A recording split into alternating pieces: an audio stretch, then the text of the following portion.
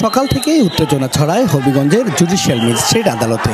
মুখোমুখি অবস্থান নেয় যুবদল, ছাত্রদলের নেতাকর্মী এবং সাবেক সংসদ সদস্য ব্যারিস্টার সৈয়দ সায়েদুল হক সুমনের সমর্থকরা। বেলা 1টার দিকে সুমনকে আদালতে নেওয়া হলে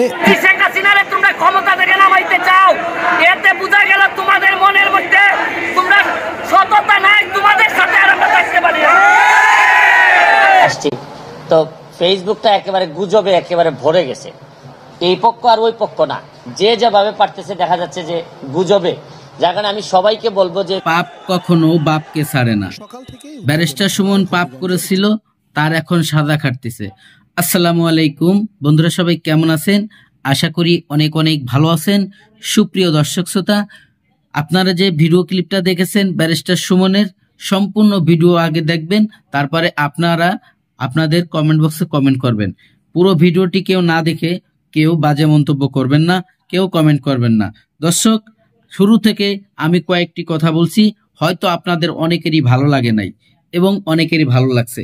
দর্শক, ব্যারিস্টার সুমন উনি কিন্তু বাংলাদেশের একজন গর্বীয় সন্তান। উনি কিন্তু বাংলাদেশের একজন আইডল ছিল, উনি বাংলাদেশের একজন ফাটাকেষ্ট ছিল।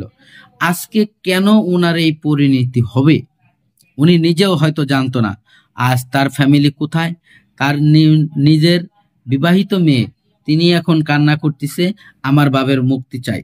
দর্শক, এই ব্যারিস্টার সুমন এই দেশের জন্য এত কিছু করলো, এই দেশের জন্য এত পরিশ্রম করলো, রাতে দিনে ব্যারিস্টার সুমন খাইয়ে না খেয়ে কাজ করতো না। উনি এমপি হওয়ার পরে মাত্র 5 ঘন্টা ঘুমাইতো, কারণ ওনার এলাকায় সোনারঘাট মাধবপুরে সিলেটবাসীদেররা জানে যে উনি 5 থেকে 6 ঘন্টা ঘুমাইতো।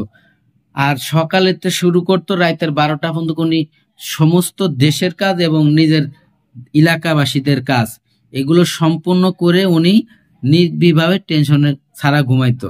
আর সেই লোকটাকে এখন জেল হাজতে রাখছে, একটুও দয়া নাই। সেই লোকটাকেই এখন কিছু মানুষ আঙ্গুল তুলছে যে ব্যারিস্টার সুমন ভালো ছিল না। আসলে ব্যারিস্টার সুমনের একটাই দোষ ছিল, সে হচ্ছে রাজনীতিতে আসা। উনি যদি এই দেশের এই পচা রাজনীতিতে না আসতো, তাহলে হয়তো এই ব্যারিস্টার সুমনের এই দিনগুলো দেখা লাগতো না।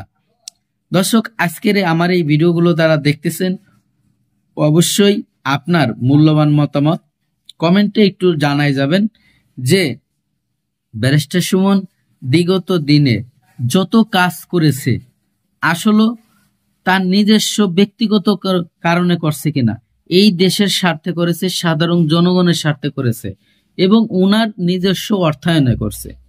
তো ব্যারিস্টার সুমনের এত কাজ করার পরেও কেন উনি আজ এই জেল হাজতে? দর্শক, অবশ্যই আপনার মতামত কমেন্টে জানাবেন। হবিগঞ্জের চুনারুঘাটে হত্যা চেষ্টা মামলায় ব্যারিস্টার সুমনের 2 দিনের রিমান্ড মঞ্জুর করেছেন আদালত। দুপুরে হবিগঞ্জ জুডিশিয়াল ম্যাজিস্ট্রেট আদালতের বিচারক কামরুল হাসান এর রিমান্ড মঞ্জুর করেন। পাশাপাশি 7 দিনের মধ্যে প্রতিবেদন দাখিলের নির্দেশনা দেন তিনি। এর আগে আদালত প্রাঙ্গণে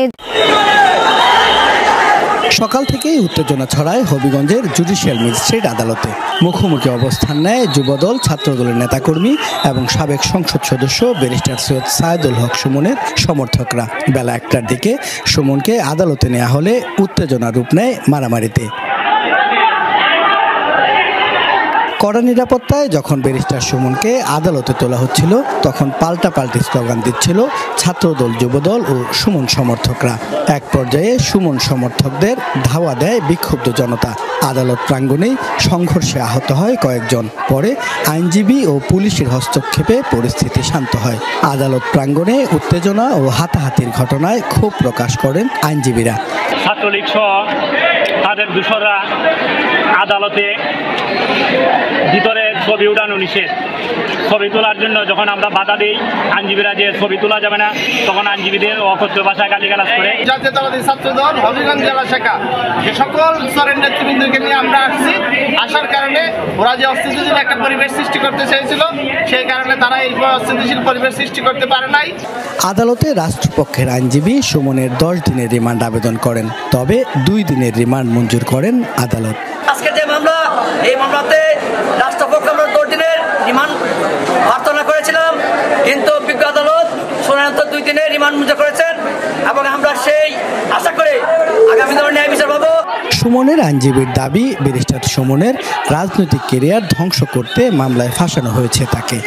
এই বিচার প্রতিষ্ঠান ফরেন্স অফ জাস্টিস তাকে ষড়যন্ত্রমূলকভাবে এই মামলায় তার রাজনৈতিক ক্যারিয়ারকে ধ্বংস করার জন্য তাকে জড়ানো হয়েছে। আমরা ইকুয়াল জাস্টিস প্রার্থনা করে আমরা আদালতকে বলেছি। পরে সুমনকে আদালত থেকে জেল হাজতে নেয়ার সময় পুলিশের গাড়িতেও ধাওয়া করে উত্তেজিত জনতা।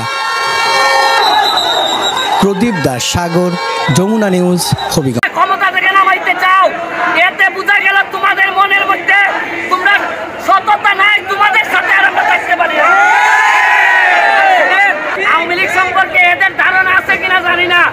বঙ্গবন্ধুর আদর্শরে যে ধারণ করে এ দেশ চাইলে যাওয়ার মানে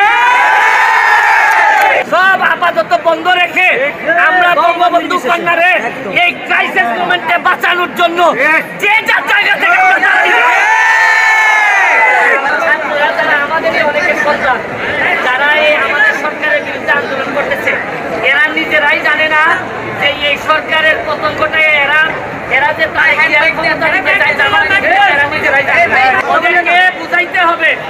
এবং আপনারা সোশ্যাল মিডিয়াতে আপনারা দেখবেন প্রতিদিন সকালবেলা উঠে হঠাৎ করে বলে ওবায়দুল কাদের দেশ ছেড়ে বাঁচছে, হঠাৎ করে বলে ব্যারিস্টার সুমন চলে গেছে, হঠাৎ করে বলে ব্যারিস্টার তাপস চলে গেছে।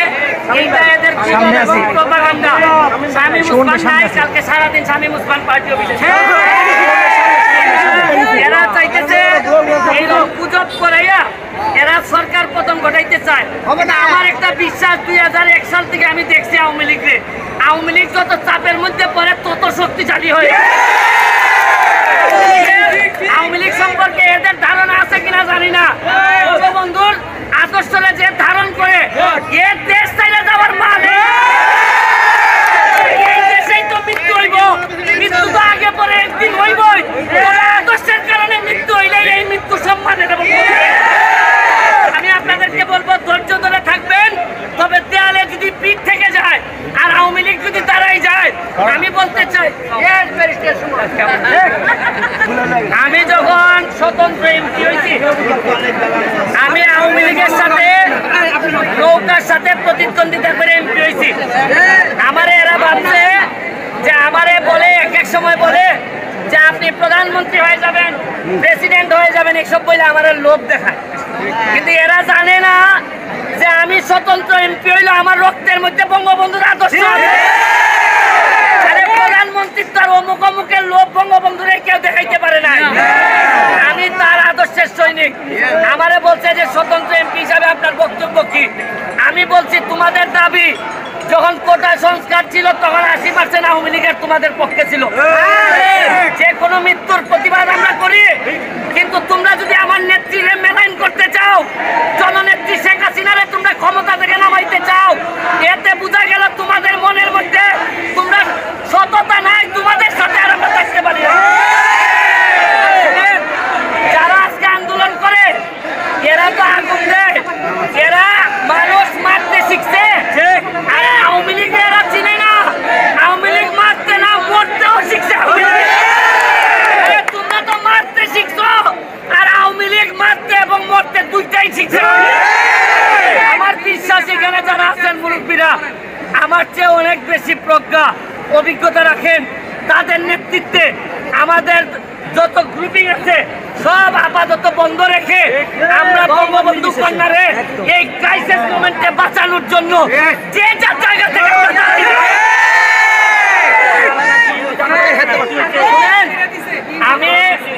আমি এদেরকে জিজ্ঞেস করছি, তোমরা যে ক্ষমতা নিতে চাও শেখ হাসিনার কাছ থেকে, মিয়া কারা হবা? তোমরা এমপি মন্ত্রী কারা হবা? তাহলে একটা কাজ করো, তোমরা যারা সমন্বয়ক, তোমরা 100 জন না 150 জন, তোমরা এসব ক্ষমতা নিয়ে যাও। কিন্তু তোমরা তো আইসবা না, তোমরা তো এই যোগ্যতা নাই। তোমরা বড় সুন্দর করে জামাতের হাতে দিয়ে দিবা ক্ষমতা। তোমরা ক্ষমতা দিবা না, তোমরা মুক্তিযুদ্ধের আদর্শটা নিয়ে জমা দিয়ে আসবা। এদেরকে ব্রেইন ওয়াশ করছে, আমাদের লোকজনকে ব্রেইন ওয়াশ থেকে বাঁচাইতে। এরা আমাদেরই সন্তান, এদের বিরুদ্ধে আমরা দাঁড়াইতে চাই না। আমরা বারবার গার্জিয়ানদেরকে বলতে চাই, অযথা এদেরকে রক্তের খেলায় নামায়েন না। এরা এই জীবনের শুরুতেই ধ্বংস করা শুকিয়ে যাচ্ছে। এদেরকে দিয়ে প্রকৃত নাগরিক বানাইতে পারবেন না। আমি যত গার্ডিয়ান আছে তাদেরকে বলবো এখনই এদেরকে আইন ভাঙার পথে নিয়ে যাবেন না। এরা আমাদের সন্তান, এরাই হবে ভবিষ্যৎ বাংলাদেশের সন্তান। আমি বলবো জামাত শিবিরের আর বিএনপির এই প্ররোচনায় পড়ে দেশটারে ধ্বংস করবেন না। এই দেশটার জননেত্রী শেখ হাসিনার হাতে প্রায় 30 বছর আগাই গেছে, আর এদের হাতে পড়লে আরো 50 বছর পিছাই যাবে। আমি আবারও ধৈর্য ধরে নেতৃত্বের আন্ডারে থেকে এই ক্রাইসিস মোকাবেলার আহ্বান জানিয়ে